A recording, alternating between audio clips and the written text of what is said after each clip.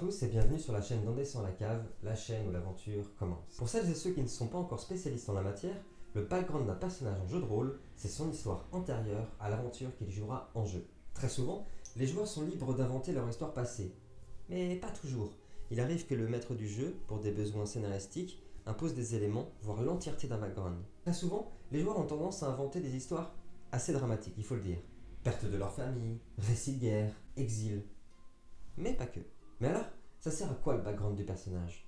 Pour commencer, c'est le premier moment où le joueur se familiarise avec son personnage, lui donne corps et âme, s'intéresse à lui.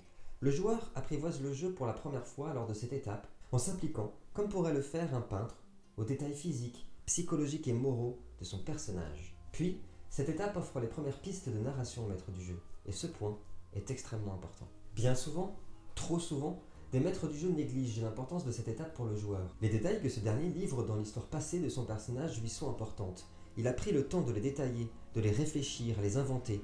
Il serait dommage et un peu cruel de ne pas en prendre note et les incorporer à votre propre histoire. N'oubliez jamais que l'histoire que vous apprêtez à leur raconter sera autant écrite par vos soins que transformée et écrite en collaboration avec vos joueurs. N'hésitez pas à incorporer des passages, sous forme de souvenirs par exemple, de personnages non joueurs, de petits détails, de sensations, de la vie passée de vos personnages en jeu. Un des secrets d'une aventure réussie est l'écoute du maître du jeu envers ses joueurs. Si elle concerne les requêtes, les envies, les souhaits des joueurs, elle commence avant tout par leur background.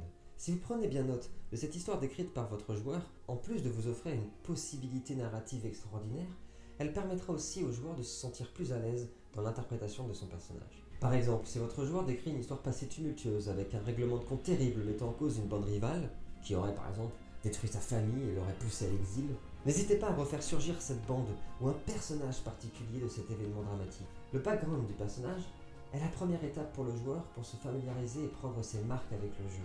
Mais c'est aussi la première étape narrative de la grande aventure que le maître du jeu mettra en place pour ses joueurs.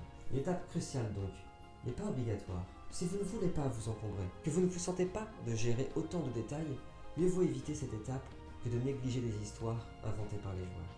Mon petit conseil, prenez des notes lorsque vos personnages vous racontent leur background. Vous verrez qu'il est humainement pas possible de retenir les détails des histoires passées de vos personnages lorsque vous avez par exemple 5 ou 6 joueurs. Il n'y a pas le feu. Gardez ces précieuses notes tout au long de leur aventure et surprenez-les en incorporant des acteurs ou des souvenirs de ces vies passées à l'intérieur même de votre récit tout au long de l'aventure. Par exemple, si l'un de vos joueurs vous a parlé d'un petit détail, comme un symbole précis, un tatouage, surprenez-le lors de votre aventure en impliquant ce symbole à votre campagne. Un MJ qui écoute ses joueurs et ne laisse aucun détail disparaître dans l'oubli est déjà un excellent MJ. Merci à tous d'avoir regardé cette vidéo, n'hésitez pas à commenter, liker et partager, cela nous aidera beaucoup. D'ici là bien sûr, prenez bien soin de vous, à très bientôt et que l'aventure commence.